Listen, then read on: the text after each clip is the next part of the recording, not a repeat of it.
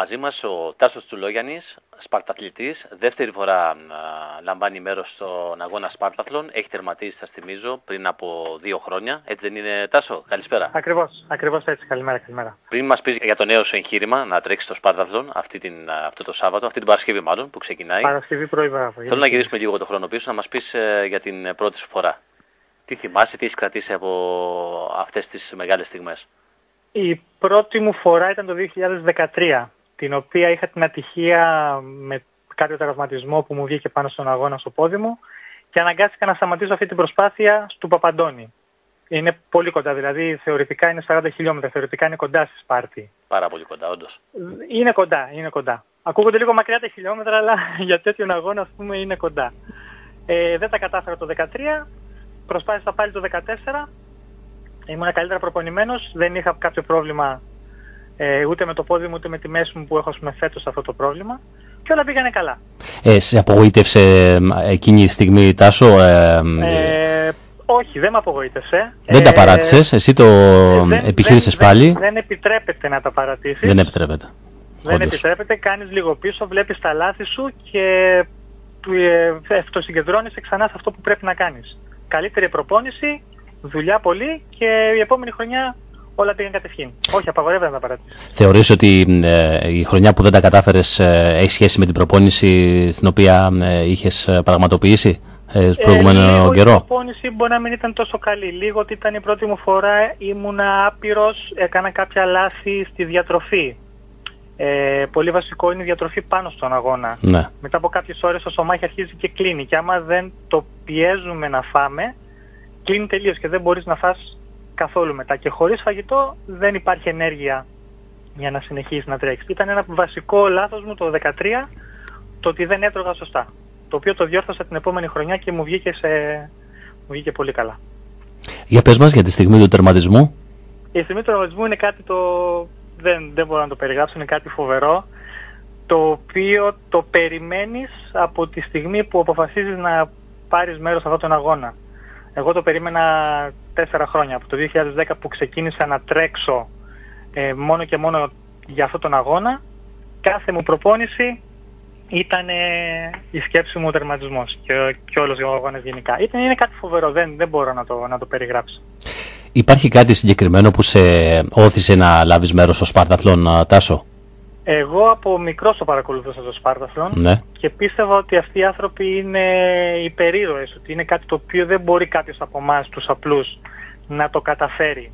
Έβλεπα και το 2001 τον Κώστα τον Μιχαλόπουλο που τα είχε καταφέρει σαν πρώτος Σπαρτιάτης και στα μάτια μου φάνταζε ότι είναι ο ήρωας από κόμικ.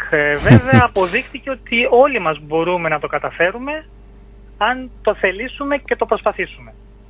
Θέλει υπομονή και επιμονή για να καταφέρεις κάτι τέτοιο. Πάντως λίγο δύσκολο, πολύ. Ναι. Δύσκολο αλλά γίνεται. Λίγο πολύ να ξέρεις ότι για εμάς εσείς όλοι και εσύ συγκεκριμένα τώρα, μιας και έχεις τερματίσει, είσαστε υπερήρωες. Αλήθεια. Είμαστε άνθρωποι οι οποίοι έχουμε προπονηθεί πάρα πολύ καλά και τα καταφέραμε.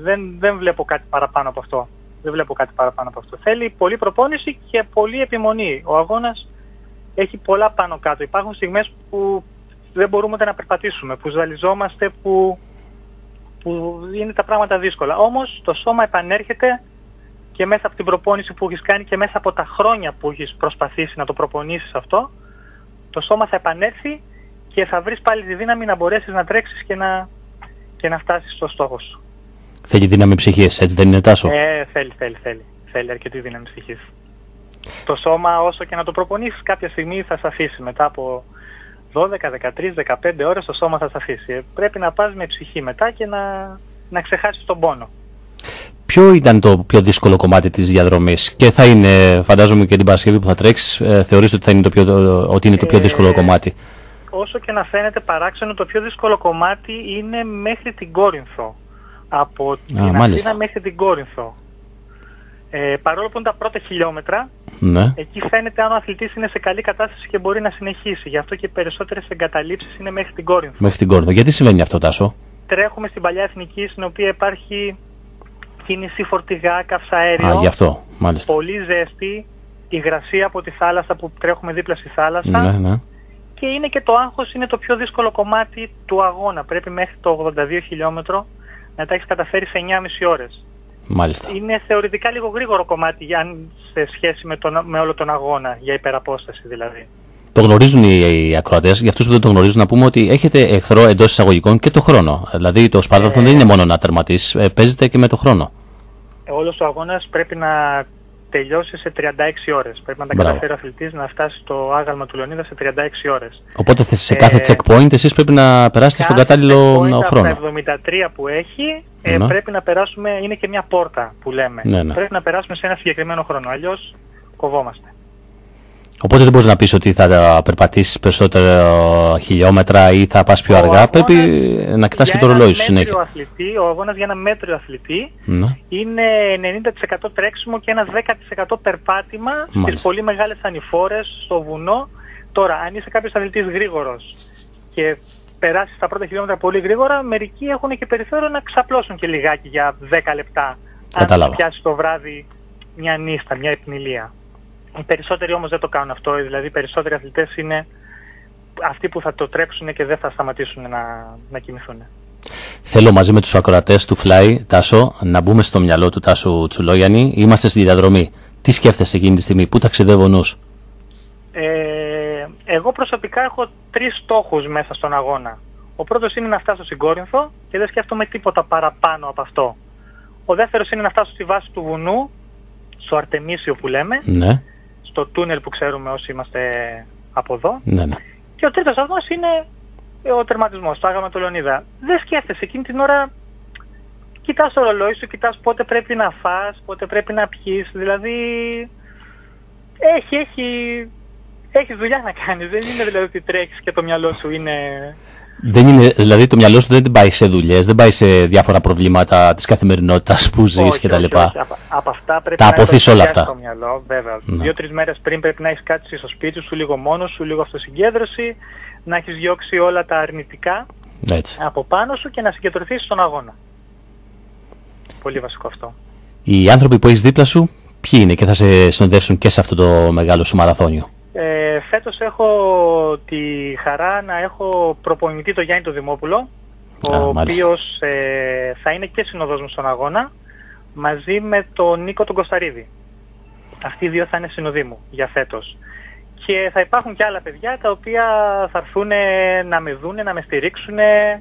Απλά δεν θα είναι, να το πω, δηλωμένα συνοργάνωση σαν συνοδοί μου. Θα είναι δίπλα να με βλέπουν, να τους βλέπω και να μου δίνουν ψυχολογική βοήθεια. Θα είναι πάρα πολλά τα παιδιά και ειδικά πρώτο ο Θεός από την Τρίπολη και μετά, που πλησιάζουμε προς τη Σπάρτη, οι γνωστοί που έρχονται για να μας δούνε είναι κάτι το απίστευτο. Το πόσο δύναμη σου δίνουν οι άνθρωποι που έρχονται απλά να σε δούνε. Αυτό ήθελα να σε ρωτήσω. Σου δίνει δύναμη ο κόσμος εκείνη τη στιγμή? Σου δίνει φοβερή δύναμη. Είναι κάθε άνθρωπος που κοιτάς στα μάτια και τον γνωρίζεις χωρίς να σου πει μια κουβέντα, είναι σαν να σου δίνει ένα μικρό σπρώξιμο στην ανηφόρα. Ο Γιάννης ο Δημόπουλος τι σε έχει συμβουλέψει? Ο Γιάννης ο Δημόπουλος, εκτός από το πρόγραμμα το προπονητικό που μου έδωσε φέτος από το Μάιο που ξεκινήσαμε και μετά, αυτό που μου είπε, υπομονή, τα χιλιόμετρα είναι πολλά, κράτα δυνάμεις για το τέλος και να έχω ένα καλό τερματισμό. Ανεξαρτήτου χρόνου μου είπε να ευχαριστώ τον αγώνα μου. Μάλιστα. Τι είναι αυτό που κρατάς από τη συμμετοχή σου στο Σπάρδαλθον όταν τερματίζεις? Αυτό που σου μένει, ποιο είναι το βραβείο για σένα? Εμένα, προσωπικά σαν Τάσος Τσουλόγιαννης. Όλη χαρά εμένα του Σπάρταθλον είναι η προετοιμασία.